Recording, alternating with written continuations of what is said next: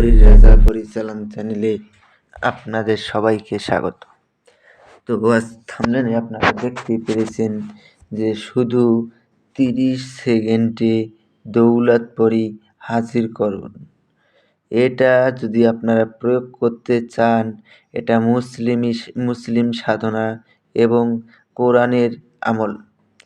তো এটা যদি আপনারা প্রয়োগ করতে চান, ভিডিওটা কেউ টেনে দেখবেন না এবং ভিডিওটা কেউ স্কিপ করবেন না। পুরো ভিডিওতে আমি যে কথাগুলো বলবো আপনারা পুরো কথাগুলো আপনারা মনোযোগ দিয়ে শুনবেন এবং এই ধন দৌলতপরি আপনাকে ধন দৌলত উপহার স্বরূপ দেবে। যখনই আপনার সামনে গিয়ে প্রকট হবে তখনই আপনাকে অর্থ প্রদান করবে। তো আশা করি আপনারা বুঝতে পেরেছেন। তাই আমি আপনাদেরকে বলবো যে ভিডিওটা আপনারা শেষ পর্যন্ত দেখুন, তাহলে পরে আপনারা বুঝতে পারবেন। তো আর কথা বেশি বাড়াবো না। এটা যদি আপনারা নিজেরা প্রয়োগ করতে না পারেন, ট্রান্সফারের মাধ্যমে নিতে চান, তাহলে পরে এই নাম্বারে আমার সঙ্গে যোগাযোগ করে নেবেন।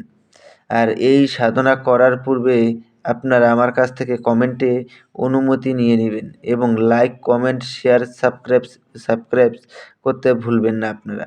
আপনাদের উপর আমার এতটুকু শুধু রিকোয়েস্ট। তো আশা করি পুরো বিষয়টা বুঝতে পেরেছেন। তো এখন আমি আপনাদেরকে বলবো এই সাধনার নিয়মবিধি। এই সাধনা করতে গেলে সাধককে প্রথমে শুদ্ধ জলে স্নান করে নিতে হবে। স্নান করে নেওয়ার পরে আপনারা এটা যে কোনো দিন এই সাধনাটা আপনারা প্রয়োগ করতে পারবেন। এটা প্রয়োগ করার জন্য কোনো দিন লাগবে না। যেমন আগে আমি দিন বলে দিয়েছিলাম যে দিনে আপনারা কোন দিনে করতে হবে, কী বারে করতে হবে, কোন সময় করতে হবে, এটা এই সাধনার কোনো নির্ধারিত নেই। আপনারা এটা যে কোনো টাইমে, দিনে হোক রাতে হোক, যে কোনো দিন আপনারা এই সাধনাটা মুহূর্তের মধ্যে প্রয়োগ করতে পারবেন।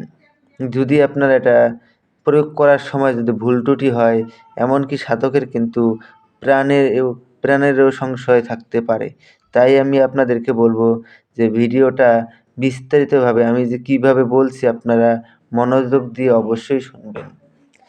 তো এটা সাধনাটা করার পূর্বে আপনারা একটা গোলাপ ফুলের মালা আর একটা তসবির মালা আর কিছু মিষ্টি জাতীয় খাদ্য, এই সব কিছু আপনারা একত্র সংগ্রহ করে নেবেন।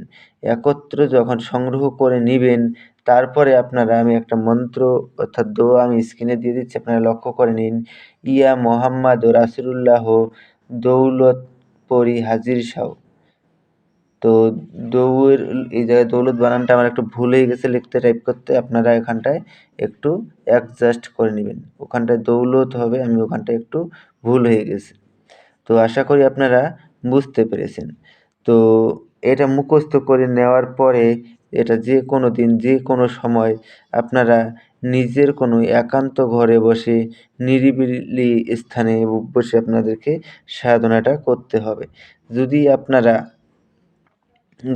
আপনারা এটা করার সময় যদি বাইরে থেকে কোনো রকম আওয়াজ আসে বা কেউ যদি আওয়াজ করে, তাহলে কিন্তু আপনাদের এই সাধনা সফল হবে না। তো এটা আপনারা সাধনায় বসে মনে মনে শুধু 3 বার এই দোয়াটাকে পড়বেন। 3 বার পড়ার সঙ্গে সঙ্গেই দৌলতপরি কিছু ধন দৌলত নিয়ে আপনার সামনে প্রকট হয়ে যাবে। যখন ধন দৌলতপরি এসে আপনার সামনে প্রকট হবে, তখন পরীর গলায় আপনারা গোলাপ ফুলের মালা পরিয়ে দিবেন।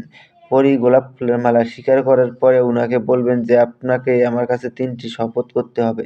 প্রথম শপথ, আমি তোমাকে যা আদেশ করিব তার সঙ্গে সঙ্গে পালন করিতে হবে। দ্বিতীয় শপথ, আমার অনুমতি ছাড়া তুমি কোত্থাও যেতে পারবে না। তৃতীয় শপথ, আমি তোমাকে যখনই স্মরণ করিব তখনই আমার সামনে এসে প্রকট হতে হবে। এই 3টি শপথ করার ফলে ও আপনার আজীবন বশ্যতা স্বীকার করে থাকবে।